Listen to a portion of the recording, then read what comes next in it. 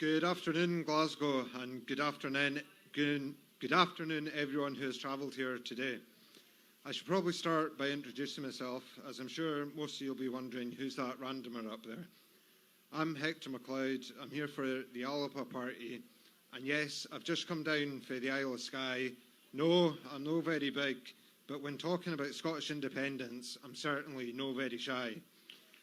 And I'm here for two reasons that I suspect are very similar to most of you here today. First, to tell the new king that I swear no allegiance to him or any member of the Crown. The only allegiance I swear is to Scotland and its sovereign people. And secondly, to support Scotland's call to dissolve this unequal union and reclaim our rightful place as an independent nation. I spent a long time considering what to speak about today. I considered the energy scandal of Scotland producing 6 times the amount of energy we need, yet our people are still shivering in their homes. I considered mentioning all the 65 countries that have become independent from the UK or British Empire, yet not one has asked to come back.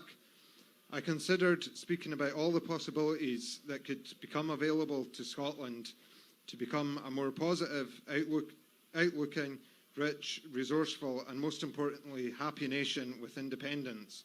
But then I figured, you all know this, that's why you're here today.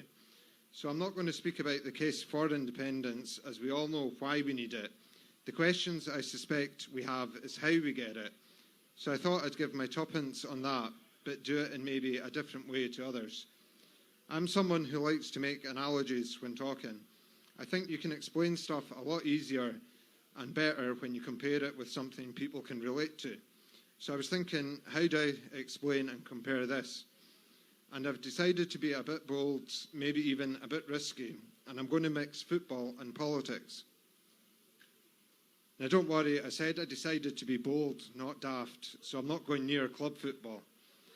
I'll stick with Scotland, but just in case the SFA don't want involved in this, let's call it, say, Scotland United. In my opinion, football teams need 3 things to be successful. They need a good support, a good team, and a good manager. So let's compare these 3 things with the independence movement. And I apologise to those who might not know players I mentioned, but don't worry, you'll get the gist. So the support, that's all of us here today, and all of us that support independence. I think there's no question we have a good support. We are the Tartan Army United. Then the team.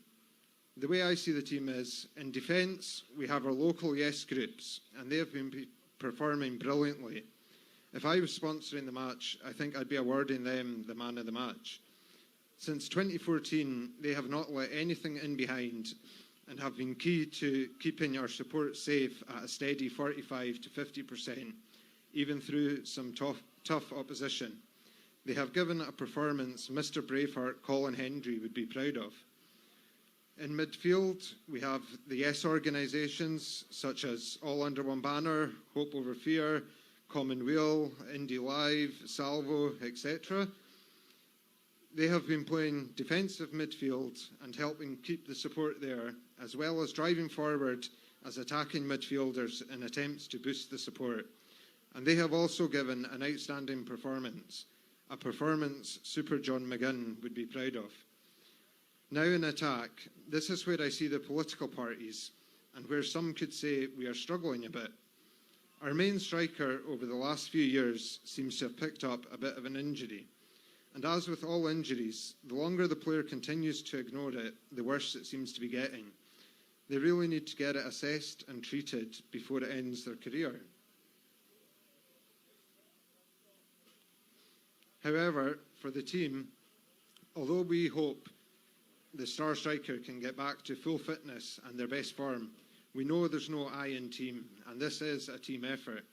The team can still strive on to success, as we have up-and-coming strikers who have played a couple of games already and are starting to really get the fans on board and support and a belief that they can take the team to victory. And lastly, the manager.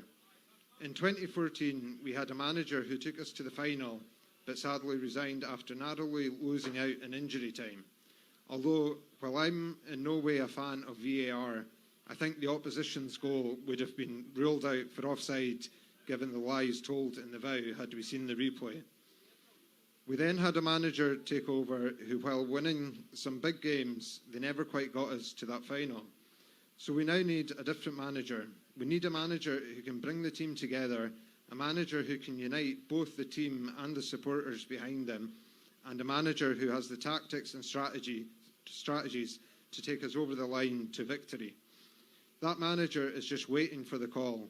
They have already been supported by both former managers, firstly by the last manager in February 2020, and also by our previous manager on numerous occasions. That new manager should be an independence convention. That will unite the movement, that will use the strength of our defence to the team's best advantage, that will take on all the ideas, tactics and strategies of the midfield, and that will drive the strikers on to scoring the winning goal, a goal that will knock James McFadden's winner in Paris out of the park. But more importantly, and on a serious note now, a convention can bring us what we have all been dreaming of, campaigning for and needing for too long now.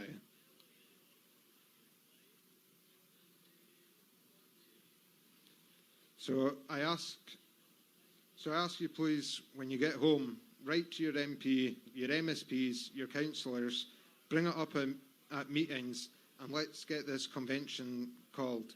Because I'll make no apology in saying that more of the same in what we're currently seeing just isn't going to cut it. We need to call for less talking and more action. No more cap in hand. It's independence we demand. Enough is enough. We must reclaim our independence to respect our past, survive our present, and to give hope to our future. Tapaliv agus Sur Alba Gibra.